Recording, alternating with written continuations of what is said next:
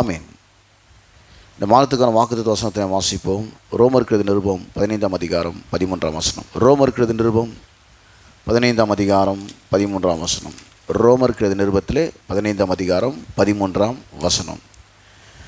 பசுத்தாவின் பலத்தினாலே உங்களுக்கு நம்பிக்கை பெருகும்படிக்கு நம்பிக்கையின் தேவன் விசுவாசத்தினால் உண்டாகும் எல்லாவித சந்தோஷத்தினாலும் சமாதானத்தினாலும் உங்களை நிரப்புவாராக. கிறிஸ்துக்கள் அன்பானவர்களே, இங்கே தேவனுடைய நாமத்தை குறித்து நாம் பார்க்கும்போது இந்த வாக்குத்தத்தத்திலே நம்பிக்கையின் தேவன், இதுக்கு 2 அர்த்தங்கள் உண்டு. ஒன்று, இந்த உலகத்தில் இருக்க எல்லாரை காற்றிலும் நீங்கள் அவரை நம்புவதற்கு அவர் உகந்தவர், நம்பிக்கைக்கு அவர் பாத்திரமானவர். அவரை நம்பினால் ஒருபோதும் நீங்கள் ஏமாந்து போகவே மாட்டீர்கள். ஒருபோதும் அவரை நம்பின யாரும் ஏமாற்றம் அடைந்ததே இல்லை. அவர் நம்ப தகுந்தவர், நம்பிக்கையின் தேவனவர். எந்த ஒரு தேவைக்கும் எந்த ஒரு சூழ்நிலைக்கும் அவர் நம்ப தகுந்தவராக, உங்கள் நம்பிக்கையை மதிக்கிறவராக, நம்பிக்கையை காக்கிறவராக அவர் இருக்கிறார். அது ஒரு அர்த்தம். அதுக்கு நம்பக்கூடியவர் அவர். 2வது பார்த்தீங்கன்னா, இந்த நம்பிக்கையை அவரே நமக்கு தருகிறார். தானாக வர்றதில்லை. இது நம்பிக்கையை அவரே நமக்கு தருகிறார். அந்த நம்பிக்கையை அவரே நமக்கு பெருக பண்ணுகிறார். அதுதான் அந்த வசனத்தின் ஆரம்ப வரிகள் சொல்கிறது. பசுத்தாவின் பலத்தினாலே உங்களுக்கு நம்பிக்கை பெருகும்படிக்கு. ஒரு நம்பிக்கையின் தேவனாக இருந்தால் கூட, ஒரு நம்ப தகுந்தவராக இருந்தால் கூட, அந்த நம்பிக்கை அநேகருக்கு வர்றதில்லை, அது பெருகிறது இல்லை. அநேகர் தன்னுடைய சக்தி, யுக்தி, புத்தி, உழைப்பு, அறிவு, ஆற்றல், என்னுடைய சொத்து பத்து, இவளை தான் பெரும்பாலும் மனிதர்கள் நம்பி வாழ்கிறதை நாம் இந்த உலகத்திலே பார்க்கிறோம். ஒரு நாள் அது தோல்வியடைந்து போகிறது. ஆனால் தேவன் எல்லாவற்றையும் தருகிறவர், பெருக பண்ணுகிறவர். அவர் மேல் நம்பிக்கை தானாக எந்த ஒரு மனிதனுக்கும் வருகிறது இல்லை. அதுக்கு தேவன் என்ன பண்ணுறாராம், பரிசுத்தாவின் பலத்தினாலே உங்களுக்கு நம்பிக்கை பெருகும்படிக்கு ஆவியானவர் அந்த நம்பிக்கை பெறுவதற்கான பலத்தை நமக்கு தருகிறார். அவரை நம்பக்கூடியதான அந்த பலனை, அந்த நம்பிக்கை பெறுவதற்கான ஒரு பலனை பரிசுத்தாவினர் தாமே நமக்கு தருகிறார். அதன் பிறகு அந்த பலன் வந்த பிறகு நம்பிக்கையின் தேவன் என்பதை உள்ளத்திலே உறுதியாக நம்புகிறோம். அவர் என்ன பண்ணுறாருனாக்கா, விசுவாசத்தினால் உண்டாகும் எல்லாவித சந்தோஷத்தினாலும் சமாதானத்தினாலும் உங்களை நிரப்புவாராக. தேவனுடைய வார்த்தை காதலை கேட்கறதுனால விசுவாசம் வருகிறது. விசுவாசம் கூட தானாக வர்றதில்லை, ஜெபம் பண்ணி வர்றதில்லை, உபவாசம் போட்டு வர்றதில்லை, அல்லது பாஸ்ட்டு விசுவாசம் ஜெபம் பண்ணி விசுவாசம் வர்றதில்லை, விசுவாசிக்கு அவங்கள ஜெபம் பண்ணி விசுவாசம் வர்றதில்லை. அது விசுவாசின் தேவசமூகத்தில் பல மணி நேரங்கள் ஜெபத்தில் விழுந்து இருக்கிறதுனால விசுவாசம் வருவது இல்லை. விசுவாசம் வர்றதுக்கு ஒரே ஒரு ரூட்டு தாங்குது, ஒரே ஒரு வழி தாங்குது. என்ன வழினா, விசுவாசம் கேள்வியினால் வரும், கேள்வி தேவனுடைய வசனத்தினாலே வரும் என்று ரோமர் 10ஆம் அதிகாரம் 17ஆம் வசனம் சொல்லுகிறது. அந்த ஒரு வழியில் தான் விசுவாசம் வர முடியும். விசுவாசம் ஜெபிச்சு வர்றது கிடையாது, உபவாசித்து வர்றது கிடையாது, பாஸ்டர் மக்களுக்கு ஜெபம் பண்ணால் மக்களுக்கு விசுவாசம் வர்றது கிடையாது, அல்லது ஜனங்களே விசுவாசியிலே ஜெபிச்சு தானாக விசுவாசம் வளர்ன்றது கிடையாது. விசுவாசம் வர்றதுக்கு ஒரே ஒரு வழி இருக்குது. என்னென்னா, பிரசங்கமாக அனுப்பப்பட வேண்டும். அனுப்பப்பட்ட அந்த பிரசங்கமாக தேவனுடைய வார்த்தையை பிரசங்கிக்க வேண்டும். அந்த பிரசங்கத்தை மக்கள் காதால் கேள்விப்பட வேண்டும். கேள்விப்பட்ட பிறகு உள்ளத்தில் விசுவாசம் வருகிறது. ஆக இந்த விசுவாசத்தினால ஒரு நல்ல தேவன், விசுவாசம் உள்ளே வந்தவொடனே அதுக்கப்புறம் ஒரு சமாதானம் வருது பாருங்கள். அது பிறகு தேவன் மேலே ஒரு அபார நம்பிக்கை நமக்கு உண்டாகிறது. அவர் நம்பிக்கையின் தேவன் அதை எப்படி கொண்டு வர்றாருன்னா, தேவனுடைய வார்த்தையை நமக்கு எடுத்து சொல்கிறார். என்னென்ன காரியத்தெல்லாம் கர்த்தரை நீங்கள் நம்ப முடியுமோ, செழிப்புக்காக நீங்கள் கர்த்தரை நம்புவதற்கு, சரீர சுகத்திற்காக நீங்கள் கர்த்தரை நம்புவதற்கு, குடும்ப சமாதானத்துக்காக நீங்கள் கர்த்தரை நம்புவதற்கு, வாழ்க்கையில் நீங்கள் சந்திக்கிற ஒவ்வொரு சவால்கள், ஒவ்வொரு எதிர்ப்புகள், ஒவ்வொரு பிரச்சனைகள், ஒவ்வொரு போராட்டங்கள் எல்லாவற்றின் மத்தியிலே உங்கள் வெற்றிக்காக கர்த்தரை நீங்கள் நம்புவதற்கான அந்த நம்பிக்கையை தேவன் எப்படி தருகிறார், எப்படி பெருக பண்ணுகிறார் என்று நாம் பார்ப்போமானால், அவர் தேவனுடைய வார்த்தை அனுப்புகிறார். அது நமக்குள்ளாக விசுவாசத்தை உண்டு பண்ணுகிறது. அதன் பிறகு அந்த வார்த்தை நமக்கு ஒரு சமாதானத்தை கொடுக்கிறது. இந்த சூழ்நிலை தேவன் பொறுப்பெடுத்து கொண்டு விட்டார் என்ற சமாதானத்தை கொடுக்கிறது. நம்ம நம்புறதை விட அவர் மேல் ஒரு அபார நம்பிக்கை நமக்கு உண்டாகிறது. பொதுவாக நம்பிக்கைன்னு பார்க்கும்போது மனுஷன் 2 விதத்தில் நம்பிக்கை வைக்கிறான். ஒன்று பார்த்தீங்கன்னாக்கா, மனுஷன் மேலே அவன் வைக்கிற நம்பிக்கை. இதுதான் பெரும்பாலான தோல்விகளுக்கு அவனை கொண்டு சென்று விடுகிறது. ரெண்டாவது, கர்த்தர் மேல் அவன் வைக்கிற நம்பிக்கை. எரேமியா தீர்க்கதரிசன புஸ்தகத்திலே, எரேமியா தீர்க்கதரிசன புஸ்தகம் 17ஆம் அதிகாரம் 5 முதல் 8 வரை உள்ள வசனத்திலே நாம் வாசிப்போமானால் அங்கே 2 நம்பிக்கையும் வருது. மனுஷன் மேல் நம்பிக்கை வைத்து மாம்சமானதை தன் புயபலமாக்கி கொண்டு கர்த்தரை விட்டு விலகுகிற இருதயமுள்ள மனுஷன் சபிக்கப்பட்டவன் என்று கர்த்தர் சொல்லுகிறார். அவன் அவாந்திர வெளியிலே கரளையாய் போன செடி போலிருந்து நன்மை வருகிறதை காணாமல் வனாந்திரத்தின் வறட்சியான இடங்களிலும் குடியில்லாத ஒரு நிலத்திலும் தங்குவான். இங்கே பார்த்தீங்கன்னா மனுஷன் மேலே நம்பிக்கை வைக்கிறது. இன்றைக்கி பெரும்பாலான மக்கள் உள்ளத்தில் அவநம்பிக்கையோடு இருக்கிறாங்க, எதிர்காலத்தை குறித்து ஒரு நம்பிக்கையோடு இருக்கிறாங்க, நம்பிக்கை இல்லாமல் இருக்கிறாங்க. வாழ்க்கையில் நம்பிக்கையே சுத்தமாக இல்லை, யாரை நம்புறதுன்னே தெரியல,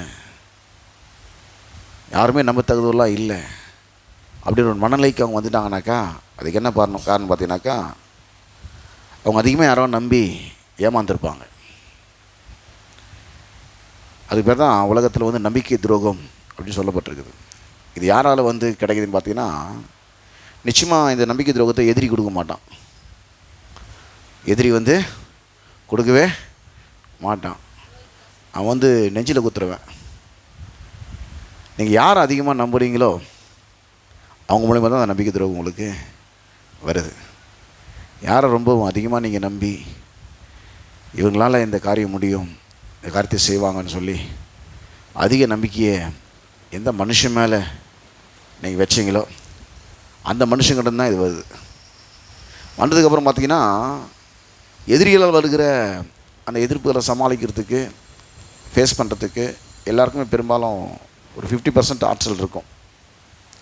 சமாளிச்சிடலாம், பார்த்துடலான் அப்படின்ற ஒரு தெம்பு தைரியம் உள்ளத்தில் அவங்களுக்கு இருக்கும். ஆனால் அந்த நம்பிக்கை துரோகத்தை சந்தித்த உடனே அவங்க அப்படியே தடுமாறி போயிடுவாங்க. இயல்பு நிலைக்கு வரதுக்கு கொஞ்சம் கஷ்டமாயிடும்.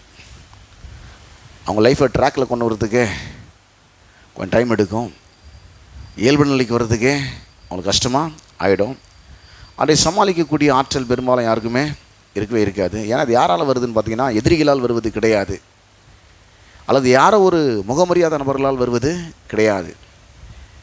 உங்களுக்கு யார் அதிகமாய் நெருக்கமானவர்களோ, நம்ப தகுந்தவர்களோ, யாரை அதிகமாக நீங்கள் நம்பினீர்களோ அவர்களால் வருவதுதான் இந்த நம்பிக்கை துரோகம்.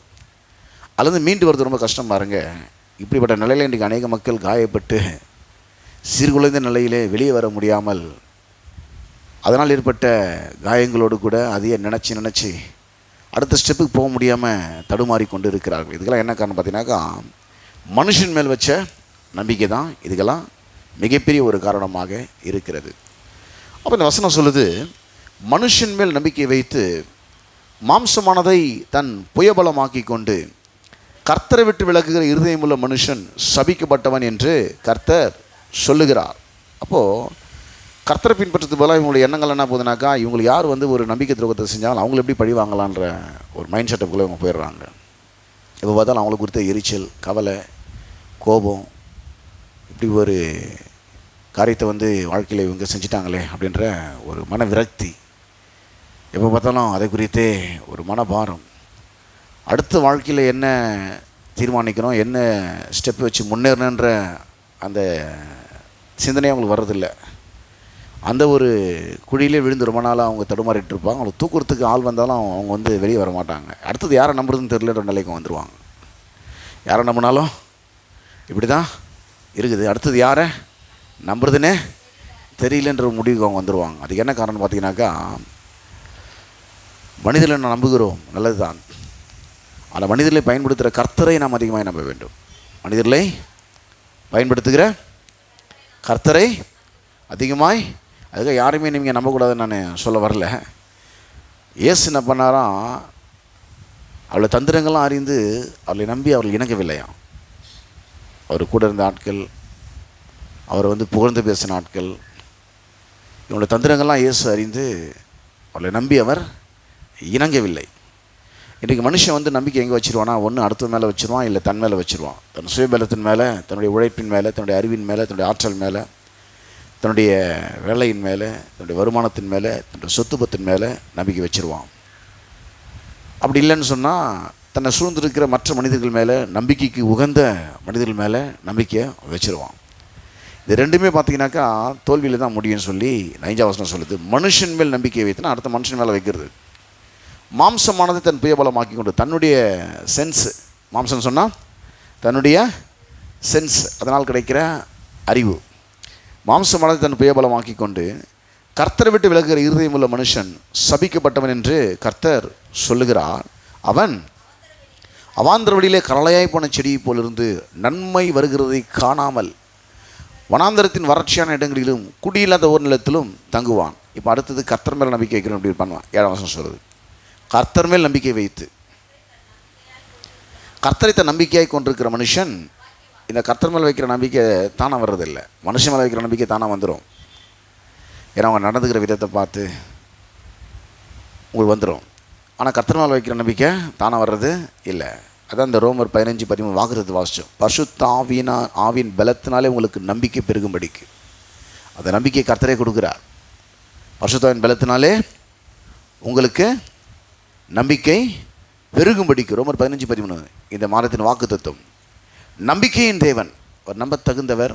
ஒருபோதும் அவர் நம்பி யாரும் ஏமாந்தது கிடையாது, அவர் யாரையும் கைவிட்டது கிடையாது. அவர் என்ன பண்ணுறாராம், விசுவாசனால் உண்டாகும் எல்லா வித சந்தோஷத்தினாலும் சமாதானத்தினாலும் உங்களை நிரப்புவாராக.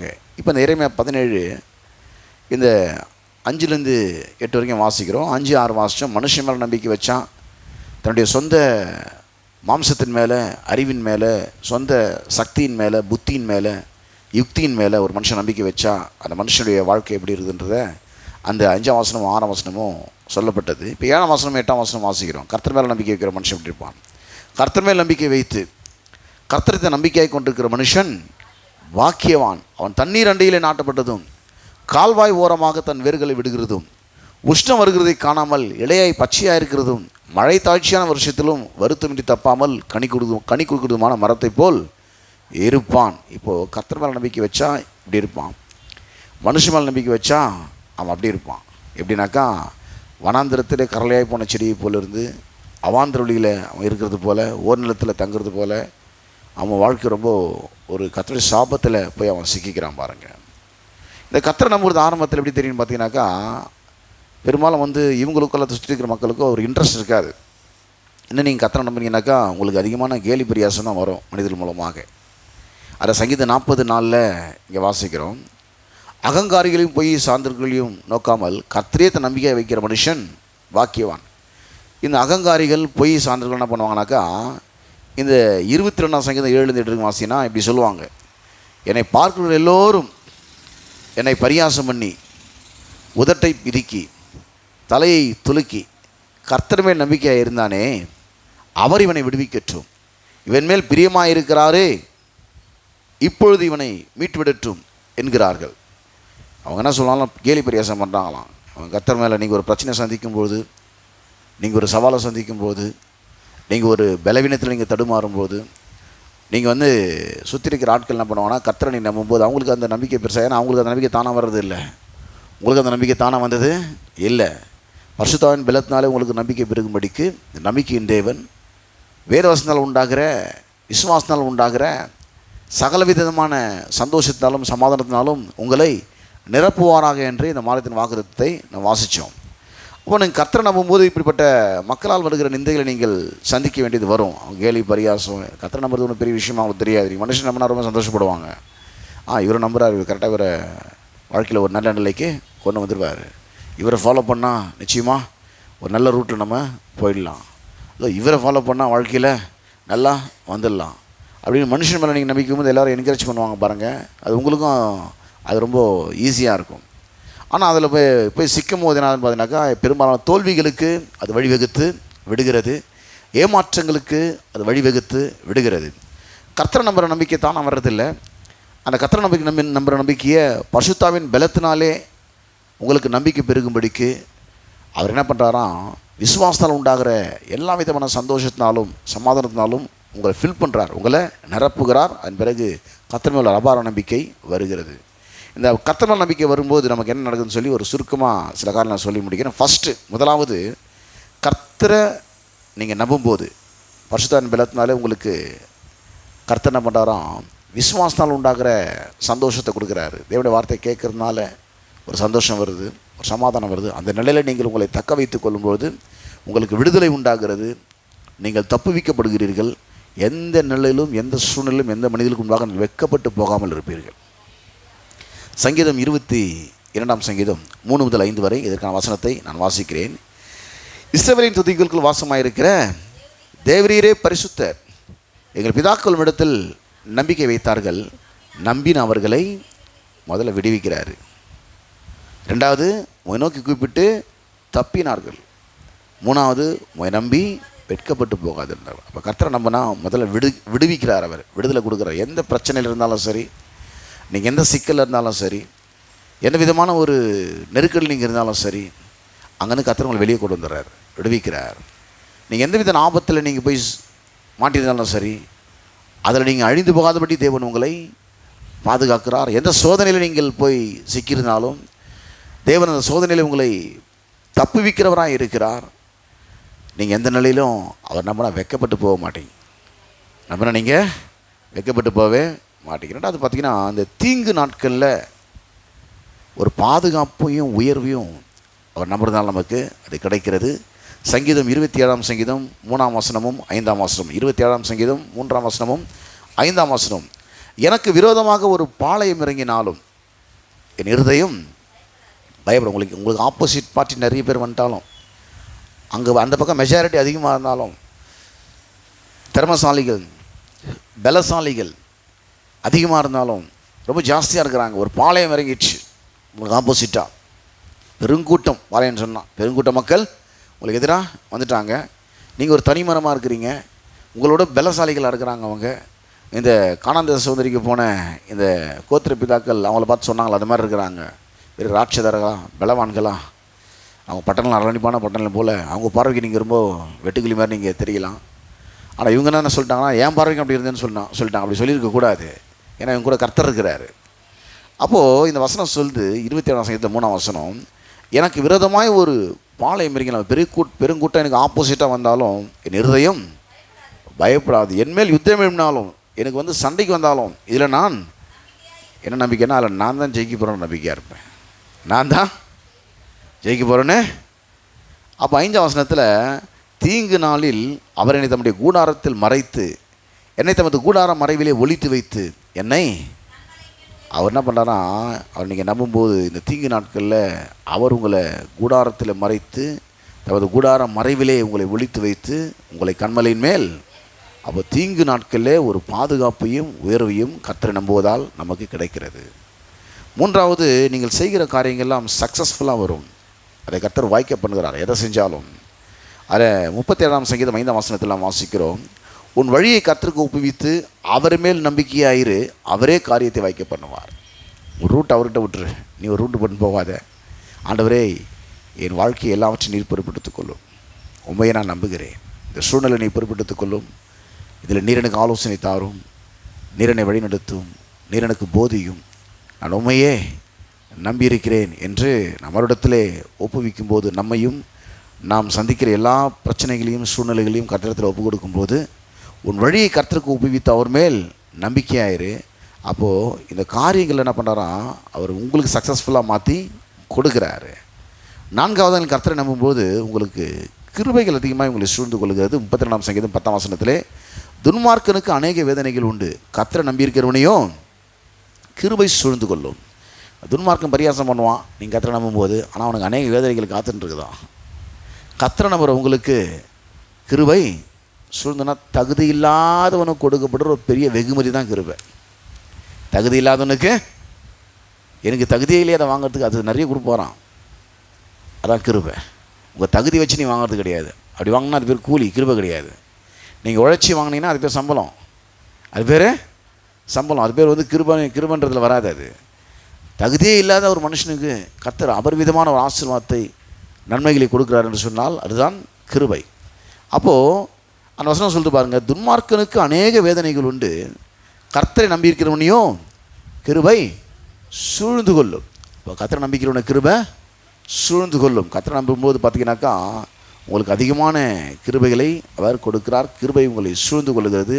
நீங்கள் தகுதியில்லாத ஆட்களாக இருக்கலாம், ஆனால் அவரே உங்களுடைய தகுதியாக இருக்கிறார், அவரே உங்களுடைய நீதியாக இருக்கிறார். அவரை நம்பும்போது ஒரு மிகப்பெரிய ஒரு கேடகமாக அவர் இருக்கிறார். 18ஆம் சங்கீதம் 30ஆம் சொல்லுகிறது, தேவனுடைய வழி உத்தமமானது, கர்த்தருடைய வசனம் புடமிடப்பட்டது, தம்மை நம்புகிற அனைவருக்கும் அவர் கேடகமாக இருக்கிறார். 6வதாக எப்போவுமே ஒரு சந்தோஷமும் கம்பீரமும் கர்த்தரை நம்பும்போது நமக்கு உண்டாகிறது. சங்கீதம் 5:11 வாசிக்கிறோம், உம்மை நம்புகிறவர்கள் யாவரும் சந்தோஷித்து, துக்கமாகவும் கவலையாகவும் சோகமாகவும்